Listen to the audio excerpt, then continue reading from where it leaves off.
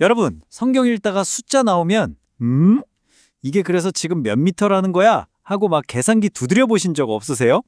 오늘은요, 바로 그 숫자들을 그냥 수학 문제가 아니라 와, 정말 엄청난 이야기를 푸는 열쇠로 한번 같이 들여다볼까 합니다. 자, 바로 이 질문에서 한번 시작해 볼게요.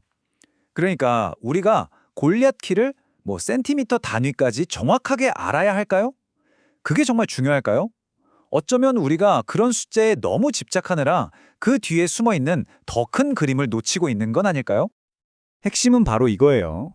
그러니까 성경에 나오는 숫자들은 정확한 측정이 목적이 아니라 어떤 의미를 전달하기 위한 아주 중요한 도구였다는 거죠. 옛날 저자들은 독자들이 이야기의 규모나 감정을 진짜 온몸으로 느끼게 하려고 이 숫자들을 사용했어요. 그 사람들한테는 정확한 수치보다 이 이야기가 주는 감동, 그 스케일, 이게 훨씬 중요했던 거예요. 좋습니다. 그럼 첫 번째 주제, 이야기의 스케일부터 한번 들어가 볼까요? 길이나 부피 같은 단위가 어떻게 어떤 건 엄청난 위협으로 또 어떤 건 기적적인 풍요로움으로 그려내는지 바로 한번 확인해 보시죠.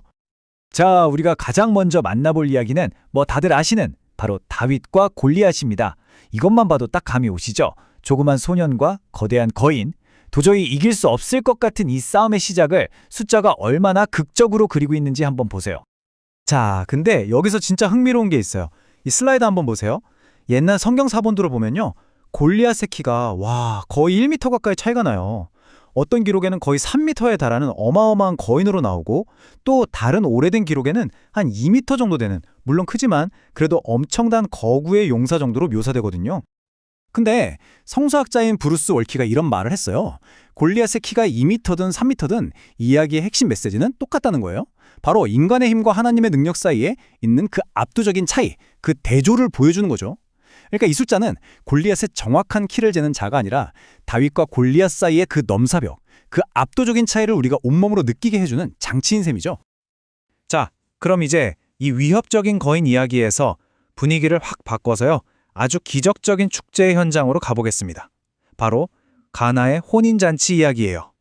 이야기에서 예수님이 하인들한테 돌 항아리 6개에 물을 가득 채우라고 하시잖아요. 성경을 보면 각 항아리에 두세 메트레타가 들어갔다고 쓰여 있는데, 이걸 다 합치면요, 정말 말 그대로 상상을 초월하는 양의 포도주가 만들어진 겁니다. 그러니까 여기서 포인트는 이거예요. 이게 그냥 잔치에 술 떨어지지 않을 정도로 채워주셨네? 이 정도 수준이 아니었던 거죠. 이건 요즘 와인병으로 900병이 넘는 그야말로 압도적이고 호화로운 양이었어요. 바로 하나님의 은혜가 얼마나 차고 넘치는지 그 스케일을 보여주는 상징인 셈이죠. 낡은 정결 예법을 위한 항아리가 이제 새로운 은혜와 기쁨으로 가득 찬다는 의미도 있고요. 자, 다음으로 넘어가 볼까요? 이번에는 영혼의 무게에 대한 이야기입니다. 여기서는 돈, 그러니까 무게나 화폐 단위가 어떻게 빛과 용서, 또 진정한 가치가 뭔지에 대한 깊은 이야기를 들려주는지 한번 살펴보겠습니다. 예수님이 들려주신 비유 중에 용서할 줄 모르는 종 이야기 다들 들어보셨죠? 이 이야기의 핵심에는요, 정말 말도 안 되게 차이가 나는 두 가지 빛이 등장합니다. 이 그래프를 보시면 그 차이가 그냥 한눈에 확 들어오죠. 첫 번째 빛 1만 달란트는요. 이건 그냥 천문학적인 액수예요. 한 사람이 평생, 아니 몇 대에 걸쳐 일해도 절대 갚을 수 없는 돈입니다.